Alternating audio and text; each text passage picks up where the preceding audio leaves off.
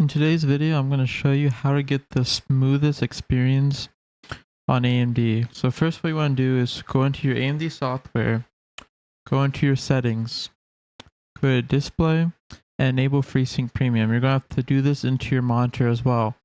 And then once you're done with that, you want to go to the gaming section, go to graphics, or you can choose whatever game you want. Scroll down, find this wait for vertical refresh, and turn this to always on.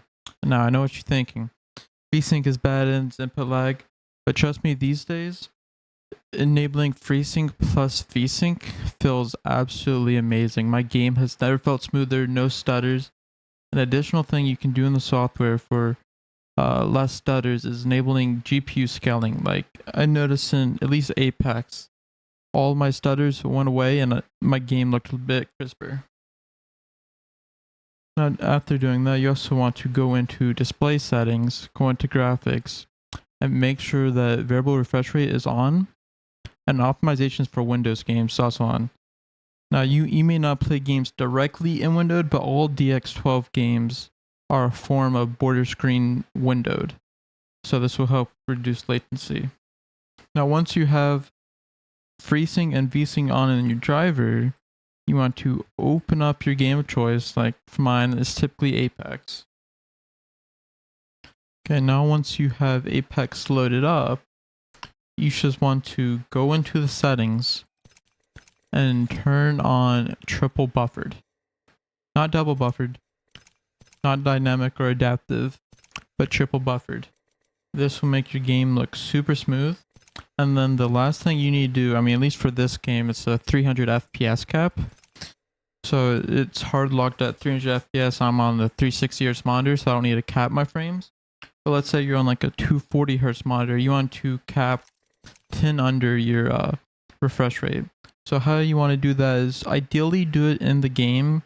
You can do it in the driver, that is input lag, and you can also use RTSS, which is another good option. But you just want to go in here, do the command plus FPS max, and then change it to like 10 under your refresh rate. So let's say you're on 240 Hertz, you want to try 230, or some people like do 225. Others for 144 Hertz, you want to do 134. Or some people like doing 141, but the more of a frame rate buffer that you give it to your monitor's refresh rate, the less input lag you're going to get.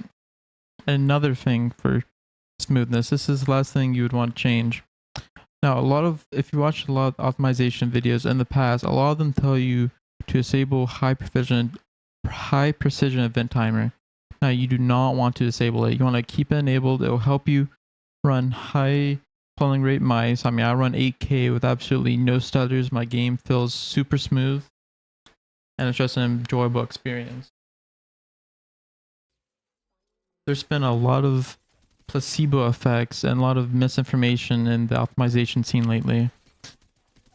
So, especially about VSync and adding, but like, yes, it does by itself, but if you enable FreeSync or G-Sync with it, plus everything else I showed you, you will have a lag-free, completely smooth, and stutter-free experience. Thank you for watching.